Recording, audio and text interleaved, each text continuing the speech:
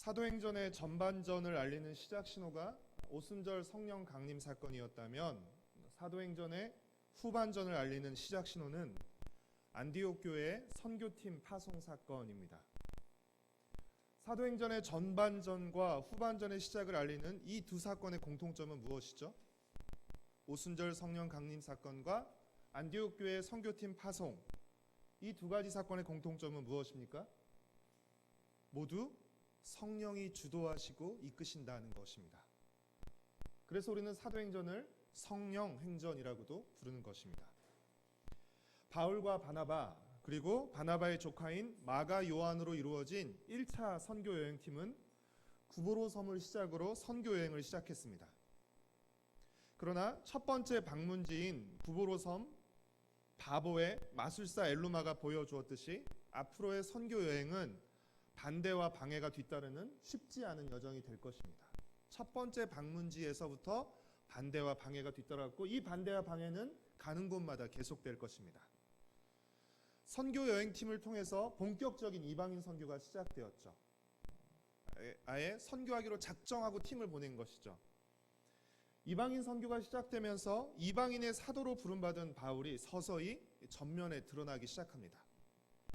지금까지 사도행전 13장 13절까지 12절까지는 바울과 바나바를 언급할 때 항상 누가 먼저 나오냐면 바나바가 먼저 언급이 되었습니다.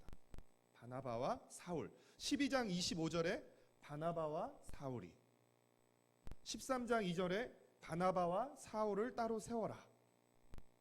13장 7절에서도 바나바와 사울을 불러. 그래서 항상 바나바와 사울이 언급될 때 바나바가 먼저 나왔습니다. 그러나 13장 13절부터는 이제 바울이 먼저 언급되기 시작합니다. 바울과 및 동행하는 사람들이라고 표현하고 있죠. 우리 13장 43절 말씀을 함께 읽겠습니다. 회당의 모임이 끝난 후에 유대인과 유대교에 입교한 경건한 사람들이 많이 바울과 바나바를 따르니 두 사도가 더불어 말하고 항상 하나님의 은혜 가운데 있으라 권하니라. 누가 먼저 나오죠? 바울이 먼저 나오죠. 사소한 것일 수 있습니다. 그러나 바나바와 바울로 언급되다가 어느 순간부터 바울과 바나바로 언급되고 있다는 것은 무엇을 의미하죠? 이 선교 여행의 주도권이 누구에게로 넘어갔다는 것을 의미하는 것이죠? 바울에게 넘어갔다는 것을 의미하는 것입니다. 선교 여행팀은 구보로 섬에서 배를 타고 지중해를 건너서 밤빌리아에 있는 버가로 갔습니다. 주석서에 따르면 그 거리 또한 구보로섬 바보에서 배를 타고 밤빌리아의 버가로까지 가는 거리 또한 약 280km에 달했다고 합니다. 그러니까 적어도 지금까지는 계획대로 선교 여행이 이루어진다고 할 수 있죠. 첫 번째 예정지인 구보로섬, 그리고 두 번째인 밤빌리아의 버가, 계획대로 선교 여행이 이루어지고 있다고 할 수 있는데 버가에서 갑자기 계획에 없던 일이 발생하게 됩니다. 그 일이 무엇이죠? 선교팀의 일행이었던 마가 요한의 이탈입니다. 중도 탈락이죠. 우리 13절 말씀을 같이 읽겠습니다. 바울과 및 동행하는 사람들이 바보에서 배 타고 밤빌리아에 있는 버가에 이르니 요한은 그들에게서 떠나 예루살렘으로 돌아가고. 이 마가 요한이 떠난 이유가 고된 여정으로 인한 육체적으로 굉장히 힘들었기 때문인지, 아니면 선교 여행의 주도권이 삼촌인 바나바가 아니라 바울에게 넘어가는 것이 불쾌했기 때문인지, 아니면 다른 이유가 있어서인지는 정확히 모릅니다. 그러나 그의 중도 이탈은 틀림없이 선교 여행팀에는 마이너스가 되는 사건이면 틀림이 없는 사건입니다. 그리고 이 마가 요한이 중간에 이탈한 이 사건 때문에 2차 선교 여행 때 바울과 바나바가 충돌하게 됩니다. 바나바는 그래도 다시 한번 마가 요한을 데려가자고 하고, 바울은 절대 데려갈 수 없다라고 말하죠. 그래서 충돌해서 팀이 갈리게 되는 일이 생기게 됩니다. 그러나 마가 요한의 중도 이탈에도 불구하고 선교 여행팀은 힘을 내서 갈라디아 지역의 비시디아 안디옥까지 도보로 이동합니다. 그리고 비시디아 안디옥에서 복음을 전합니다. 바울과 바나바가 선교 여행에서 방문하는 도시에서 복음을 전할 때 어떤 반복되는 패턴을 보여주는데 그것은 그들이 먼저 유대인들에게 복음을 전했다는 것입니다. 그래서 그들은 가는 곳마다 항상 어디에서 이 선교 사역을 시작하죠? 유대인들이 모이는 회당에서 사역을 시작합니다. 여러분, 회당은 어떤 곳이죠? 이스라엘을 떠나 살던, 그렇죠? 디아스포라, 또 이 교포 유대인들이 이스라엘 본토를 떠나 살면서 어떻게 해요? 안식일마다 자신들이 살고 있는 곳에 모이는 것이죠. 회당을 짓고 모여서 성경을 낭독하고 기도문을 읽은 뒤에 회당장이나 아니면 순회하면서 가르치는 랍비나 교사들의 설교를 듣곤 했었습니다. 근데 이 바울과 바나바는 이 설교 시간을 복음을 가르치고 전하는 기회로 활용했던 것입니다. 우리 15절과 16절 말씀을 함께 읽겠습니다.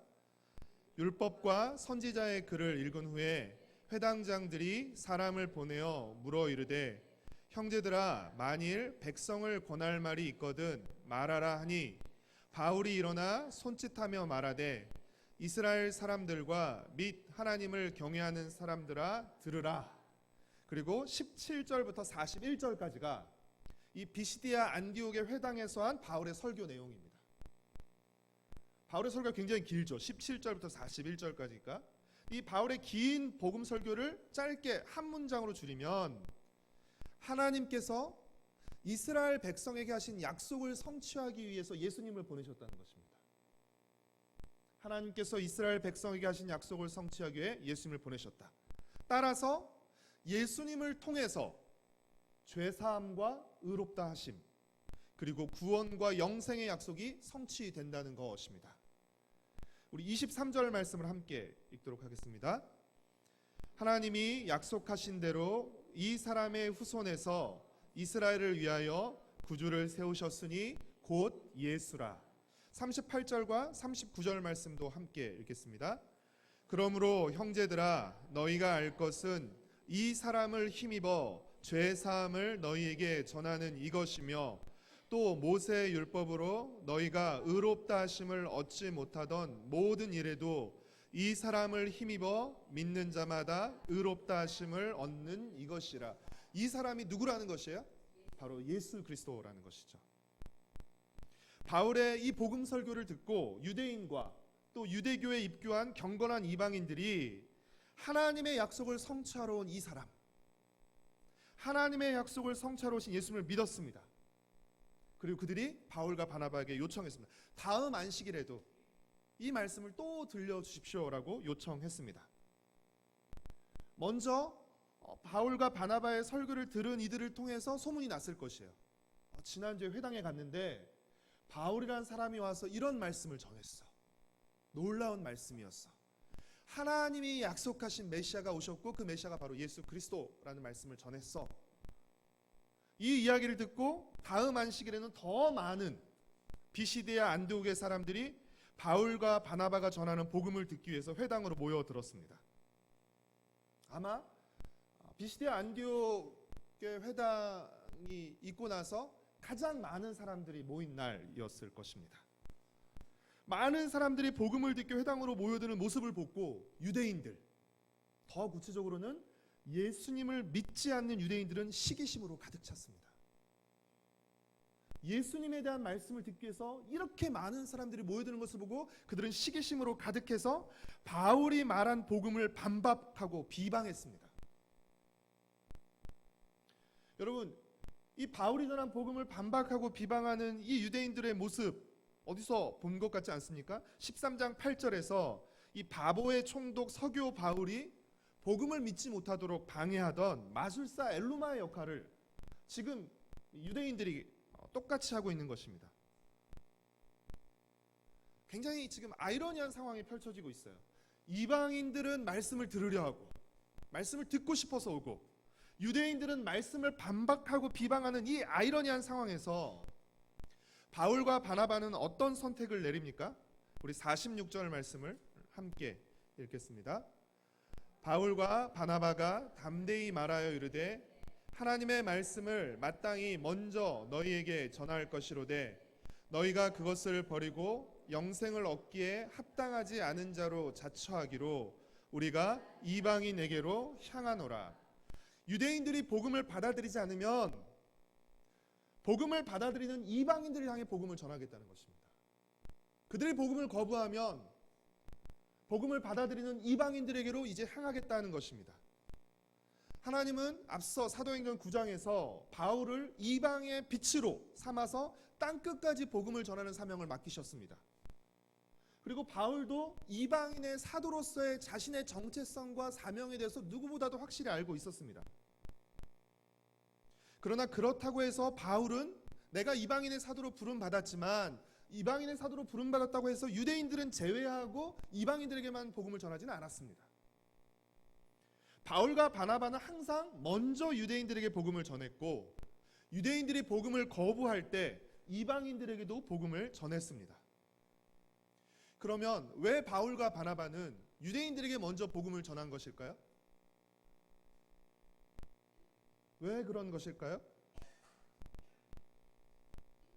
바울의 설교 내용으로 대답한다면 유대인들이 먼저 하나님의 약속을 받은 이스라엘 백성의 후손이기 때문입니다. 하나님이 이스라엘 백성에게 약속을 하셨죠. 그렇죠? 그리고 그 약속의 후손들이 바로 유대인들이기 때문입니다. 하나님께서 그들의 조상들에게 하신 약속을 성취하러 예수님을 보내셨고 예수님을 통해 하나님의 약속이 성취되기에 이 약속의 성취인 복음을 약속의 후손인 유대인들에게 먼저 전하는 것, 그것은 너무나 당연한 일인 것입니다. 그러나 여러분, 하나님의 백성은 유대인이라는 혈통으로 되는 것이 결코 아닙니다. 이것은 구약 성경부터 확연히 드러나는 것인데 하나님의 백성은 유대인이라는 혈통으로 결정되는 것이 아니라 믿음으로 결정되는 것입니다. 따라서 혈통적으로는 유대인이라 하더라도 약속을 성취하러 보내신 예수님을 믿지 못하면 그는 죄사함과 의롭다 하심, 구원과 영생의 복을 얻지 못하는 것입니다. 반대로 혈통적으로는 이방인이라 하더라도 약속을 성취하러 오신 예수님을 믿으면 죄사함과 의롭다 하심, 그리고 구원과 영생의 복을 얻게 되는 것입니다. 유대인들은 바울이 전한 복음을 듣고 시기하고 반박하고 비방했습니다. 그러나 이방인들은 복음을 듣고 어떻게 반응했죠? 우리 48절과 49절 말씀을 함께 읽겠습니다. 이방인들이 듣고 기뻐하여 하나님의 말씀을 찬송하며 영생을 주시기로 작정된 자는 다 믿더라. 주의 말씀이 그 지방에 두루 퍼지니라. 이방인들은 어떻게 반응했습니까? 복음을 듣고 기쁘게 받아들이고 믿고 하나님을 찬송했습니다. 유대인들은 시기하고 복음을 반박하고 비방했던 거에 반해서 이방인들은 기쁘게 받아들이고 찬송했습니다. 이 상황, 마태복음 19장 30절의 표현을 빌리자면 먼저 된 자가 나중되고 나중된 자가 먼저 된 것입니다. 자신들의 반박과 비방에도 복음이 더 널리 퍼지고 더 많은 이방인들이 복음을 듣고 예수님을 믿자 유대인들은 비시디아 안디옥의 유력자들을 선동합니다. 그래서 바울과 바나바를 박해하고 강제로 추방합니다. 50절 말씀을 함께 읽겠습니다. 이에 유대인들이 경건한 귀부인들과 그 신의 유력자들을 선동하여 바울과 바나바를 박해하게 하여 그 지역에서 쫓아내니 성공적인 사역을 펼쳤음에도 불구하고 박해와 추방을 당한 바울과 바나바는 비시디아 안디옥에서 동남쪽으로 약 150km 떨어진 이고니온으로 향했습니다. 만약 여러분이 바울과 바나바의 처지였다면 기분이 어떠셨을 것 같아요?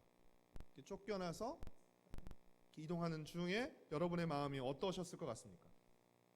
속상하기도 하고 화도 날 것 같습니다. 그러나 바울과 바나바는 어떠했다고 사도행전은 기록하고 있습니까? 우리 52절 말씀을 함께 읽겠습니다. 제자들은 기쁨과 성령이 충만하니라. 그들은 자신들이 당했던 비방과 박해, 추방에 주목하지 않고 그럼에도 불구하고 복음이 퍼져가며 예수님을 믿는 이들이 늘어나는 사실에 주목했습니다. 그리고 기뻐했습니다. 여러분, 핍박과 박해 중에도 기뻐할 수 있는 것, 이 또한 성령의 역사입니다. 사랑하는 성도 여러분, 오늘 우리가 복음을 전할 때 주로 우리가 사용하는 전도지는 사형리나 브릿지 또는 전도 폭발 같은 것들입니다. 사형리나 브릿지, 전도 폭발에는 구약 성경에다 언급이 별로 없습니다. 그리고 곧장 직접적으로 예수님을 통한 죄사함과 구원이라는 복음의 결론을 말하게 되죠. 물론 시간적인 또 상황적인 필요에 따라 그런 것이라 할지라도 이런 식의 복음 이해는 자칫하면 구약 성경은 복음과 동떨어진 것으로, 또 구약 성경은 우리가 구원받는데 크게 상관없는 것으로 여기게 만드는 오해를 불러일으킬 수도 있습니다. 몰라도 상관없는 것이죠. 그렇죠? 사형리만 알면, 그 내용만 알면 구원받을 수 있는 것이죠. 그러니까 자칫 그런 오해를 불러일으킬 수 있는 것이죠. 그러나 사도행전에 기록된 복음 설교의 장면마다, 베드로도 그랬고요, 지금 비시디아 안디옥에서 설교한 이 바울의 설교에서도 그런데요, 복음을 전할 때마다 구약의 역사를 언급하고 구약 성경을 말합니다. 왜 그랬을까요? 가장 쉬운 이유 중 하나는 그때는 구약 성경밖에 없었습니다. 신약 성경이 채 갖춰지지 않았기 때문에 그때 성경은 곧 구약 성경이었죠. 그렇죠? 그러나 구약 성경을 언급했던 이유는 복음이 구약 성경의 연장선상에 있다는 것을 보여주기 위해서 그랬던 것이에요. 복음이 아브라함 때부터 주신 하나님의 약속의 성취라는 것을 강조하기 위해서 그냥 바로 예수님을 믿으면 구원받는다를 바로 얘기해도 되지만 계속해서 길게 이야기를 이끌어오는 것입니다. 스데반도 그랬고 베드로도 그랬고 계속 이끌어오죠. 그렇죠? 그리고 그 약속의 성취로 예수님이 오셨다라고 말하는 것이죠. 예수님을 통한 구원은 맞지만 구약 성경은 우리에게 구원의 모습과 성격, 그리고 구원받은 삶에 대해서 훨씬 더 풍성하고 생생하게 가르쳐 줍니다.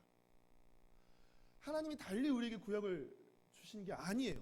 필요하셨기 때문에 주신 것이고, 우리가 구약을 알면 알수록 우리가 받은 구원이 어떤 것인지를 더 풍성하게, 더 생생하게 알게 되는 것입니다. 우리가 흔히 말하고 생각하기를 구약은 율법이고 신약은 복음이라고 말하지만, 구약과 신약은 서로 다른 두 개가 아니라 동전의 양면과 같은 것이에요.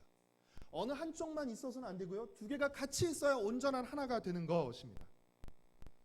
구약 없이 절대 신약을 올바로 이해할 수 없습니다. 율법을 알지 못하고 복음을 절대 올바로 이해할 수 없습니다. 율법을 알아야 우리는 복음을 더 잘 알 수 있게 되는 것이에요. 우리가 복음을 잘 이해하지 못하는 이유 중에 하나는 율법을 제대로 알지 않기 때문에 그렇습니다. 율법 무조건 나쁜 것, 필요 없는 것, 더 이상 필요 없는 것 정도로 여겨버리는 것이죠. 그렇지 않죠. 율법은 하나님 백성으로서 어떻게 살아가야 하는지를 우리에게 알려주는 법도인 것입니다. 하나님의 백성에게 율법이 무의미하겠습니까? 그렇지 않죠. 율법이 무의미하다고 말하는 사람이 위험한 사람인 것이죠.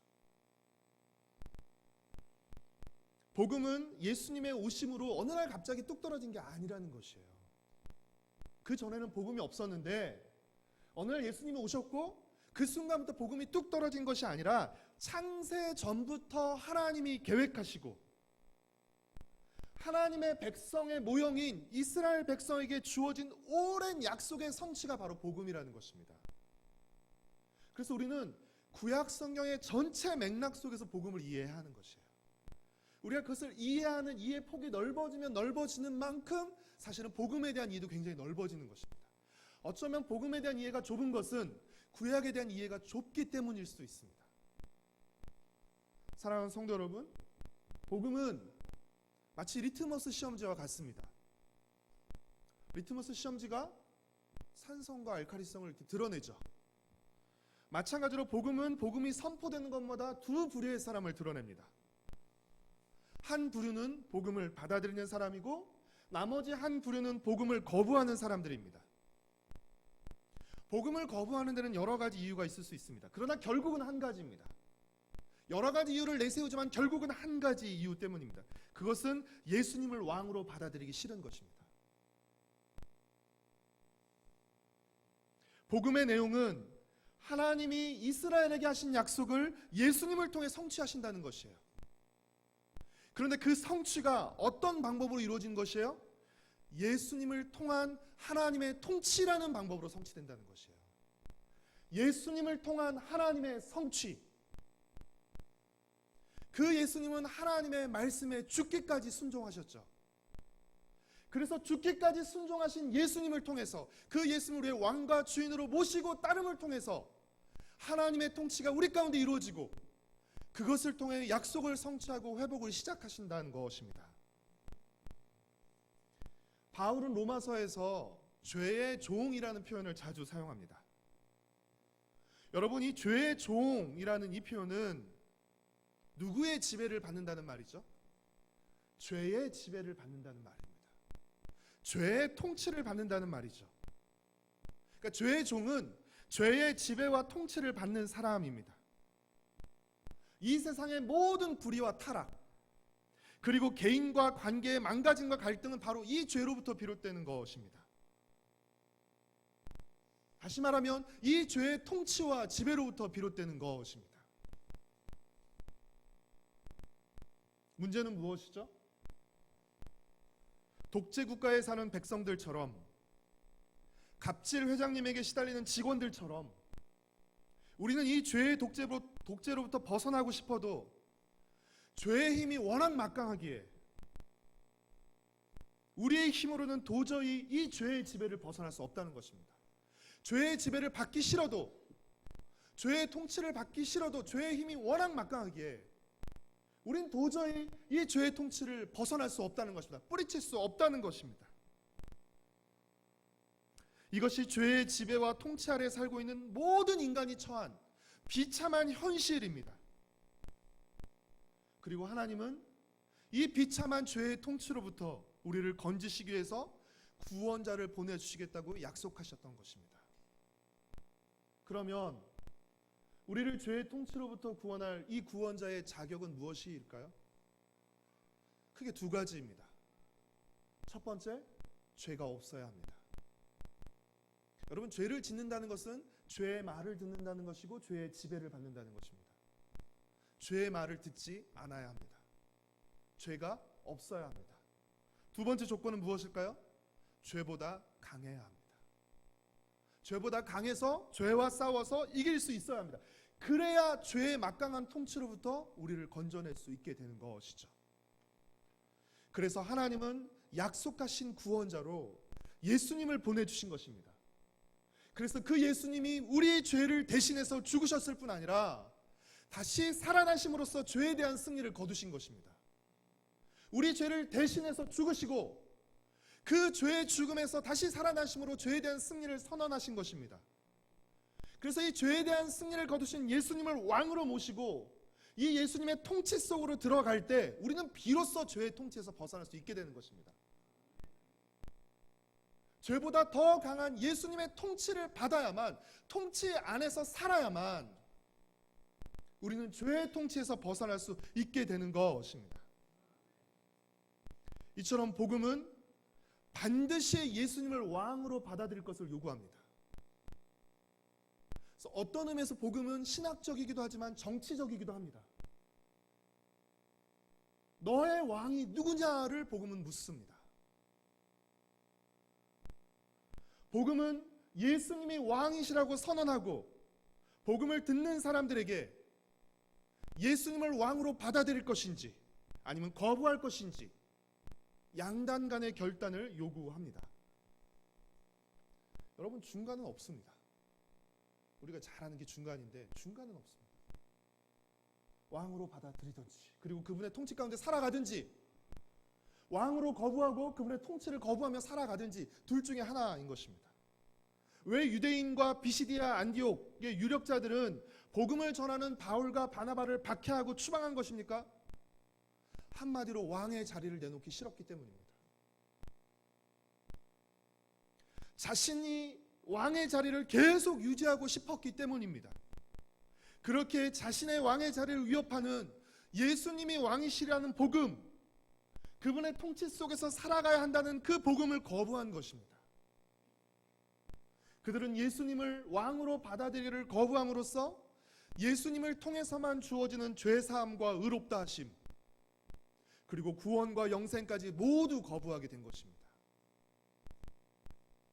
사랑하는 성도 여러분, 오늘날에도 같은 이유로 사람들은 복음을 듣기 싫어합니다. 가진 것에 많고 적음을 떠나 사람들은 예수님을 왕으로 받아들이기를 싫어합니다. 스스로 왕이 되어 제 멋대로, 제 기준대로, 제 마음 내킨 대로 살아가기를 원합니다. 그렇게 사람들은 복음을 무시하거나 거부할 뿐 아니라 심한 경우에는 적개심을 드러내며 박해하기까지 하는 것입니다. 나 건드리지 마. 나는 내가 왕이 되어 살아갈 것이야. 나는 내 마음대로 살 것이야 라고 거부하는 것이죠. 사랑하는 성도 여러분, 우리 중 예수님이 임금과 왕과 구주가 되신다는 복음의 내용을 모르는 사람은 없습니다. 그리고 그 복음을 우리가 듣고 믿었기에 지금 이 자리에 우리가 있는 것입니다. 그러나 여러분, 간곡히 말씀드립니다. 복음은 한 번 듣고 끝나는 것이 결코 아닙니다. 복음은 주민등록증처럼 한 번 나오면 평생 울거먹고 사용할 수 있는 것이 아닙니다. 우리는 계속 예수 그리스도가 왕이시라는 복음을 들어야 합니다. 예수 그리스도가 왕이시다. 그리고 왕이신 예수님의 복된 통치를 받으며 살아가야 합니다. 어느 순간 우리가 복음에 대한 말을 듣기 싫어한다든지, 예수님의 통치를 받기를 싫어한다든지 거부한다든지, 그렇다면 복음에 대한 태도, 예수님의 통치에 대한 우리의 반응을 통해서 우리는 우리의 상태를 점검해야 합니다. 말로는 얼마든지 말할 수 있어요. 그러나 그 태도가 우리의 상태를 드러냅니다. 그렇죠? 리트머스 시험지에 산성으로 나왔는데 자기는 알칼리성이라고 우기는 거죠. 얼마든지 그렇게 할 수 있습니다. 그리고 같이 떼지어 하면 다 그런 것 같아요. 우리 그렇게 하기로 합시다라면 다 그럴 것 같아요. 그러나 그렇다고 결과가 달라지는 것 아니죠. 복음은 그 어떤 것도 우리에게 왕과 구원자가 될 수 없음을, 오직 예수님만이 왕과 구원자시라고 복음은 선언합니다. 오케이, 예수님을 구원자로는 받아들이겠지만 왕으로는 받아들이지 않겠어. 여러분, 이것은 절반의 복음이 아니라 거짓 복음입니다. 예수님을 구원자로는 받아들이겠지만 왕으로는 받아들이지 않겠어. 이건 거짓 복음이에요. 예수님의 통치를 받지 않으면 우리는 절대 죄의 통치를 벗어날 수가 없습니다. 사랑하는 성도 여러분, 예수님은 단순히 우리 죄의 문제를 처리해주는 해결사나 내 인생의 조력자가 아닙니다. 예수님은 우리의 인생을 소유하시고 다스리시는 통치자이십니다. 예수님은 우리의 주인이시며 왕이십니다. 구원이 뭐예요? 죄의 통치를 받으며 살던 우리가 예수님을 통해서 죄의 통치에서 해방된 것이 구원입니다. 거기서부터 구원이 시작된 것입니다. 그 비참한 죄의 통치로부터, 우리 힘으로 벗어날 수 없던 죄의 통치로부터 우리를 해방시킨 것, 그래서 예수님의 통치를 받게 된 것, 이것이 구원입니다. 그리고 예수님의 통치를 받으며 살아가는 삶이 바로 영생인 것입니다.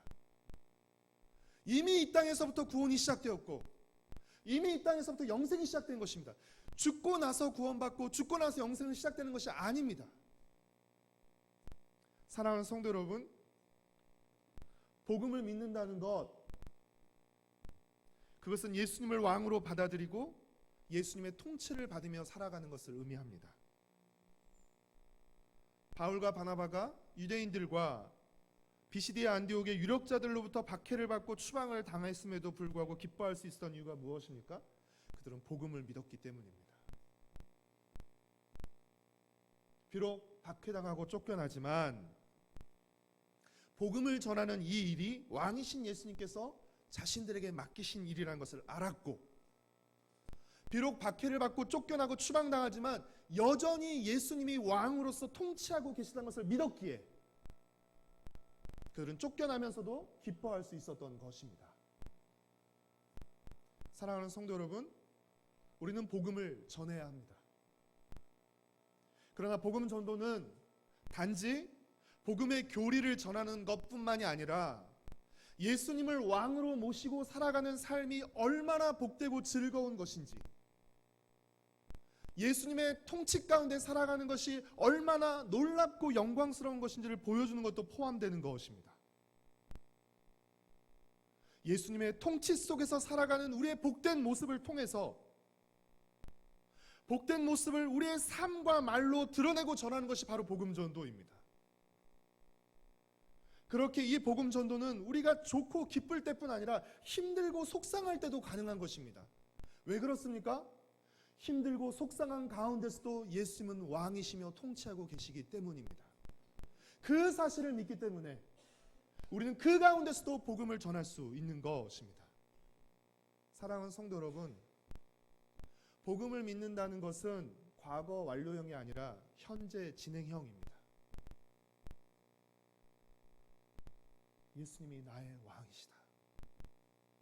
나의 하루가, 나의 삶이 그 다스림 속에서 살아간다. 날마다 확인하고 고백하는 것입니다. 우리는 복음을 믿을 뿐 아니라 복음을 살아내야 하고 복음을 누려야 합니다. 우리의 모든 삶의 영역에서 예수님을 왕으로 모셔야 합니다. 우리가 처음에 예수님을 왕으로 모신다고 고백할 때 사실 어쩌면 그것은 주일과 종교적인 영역에서 일어나는 것일 수 있습니다. 그렇죠? 그래서 주일날 교회에 안 나오던 우리가 주일날 교회에 나오게 되는 것이죠. 이것이 점차 우리 삶의 모든 영역으로 확장되어 가야 되는 것이죠. 우리 삶의 모든 영역에서 예수님을 왕으로 모시고 그 왕이신 예수님의 통치를 받으면서 예수님의 통치를 받는 나를 통해서 예수님의 통치가 하늘에서 이루어진 것처럼 이 땅에서도 이루어지도록 우리는 기도하고 순종하고 헌신해야 하는 것입니다. 그 통치가, 예수님을 통한 하나님의 통치가 나를 통해 이 땅 가운데 이루어지면서 하나님의 나라가 싹트고 꽃피우게 되는 것이죠. 그 일에 우리는 기도하고 순종하고 헌신해야 합니다. 사랑하는 성도 여러분, 날마다 복음 듣기를 힘쓰시기를 바랍니다. 어쩌면 우리 스스로에게 계속해서 예수님이 나의 왕이시라는 고백을 계속해서 나에게 먼저 전해야 할지 모릅니다. 그리고 더욱 온전히 복음을 알아가시기를 바랍니다. 그래서 어떤 상황에서도 복음을 살고 복음을 드러내는 기쁨과 성령이 충만한 삶을 살아가는 저와 여러분, 그리고 우리 가정과 세도로 공동체가 되기를 소망하고 축복합니다.